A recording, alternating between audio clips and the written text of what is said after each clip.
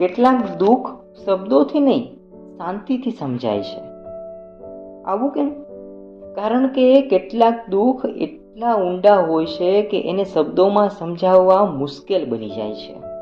માણસ બોલે તો છે કે હું ઠીક છું, પણ અંદર થાક, ખાલીપણું, એકલતાપણું, અધૂરાપણું ચાલતું હોય છે. કેટલીક લાગણીઓ એવી હોય છે કે સમજાવવા જાઓ તો શબ્દ ઓછા પડે અને સામેનો માણસ સંપૂર્ણ રીતે સમજી પણ ન શકે. એટલે ઘણી વખત ચૂપ રહેવું, શાંત રહેવું, આખો અવાજનો ભાર અથવા માત્ર હાજરી, આ બધું શબ્દોથી વધારે કહી જાય છે. જેમ વરસાદ પહેલાની શાંતિમાં પણ ભાર અનુભવાય છે, એમ કેટલાક દુઃખમાં માણસ ઓછું બોલે પણ ઘણું બધું અનુભવતો હોય છે.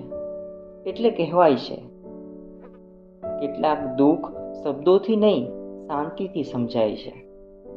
કારણ કે સાચું દુઃખ ઘણી વખત અવાજ નથી કરતું, એ ફક્ત અંદર ધીમે ધીમે અનુભવાતું રહે છે. એટલે જ કહેવાય છે, કેટલાક દુઃખ શબ્દોથી નહીં, શાંતિથી સમજાય છે.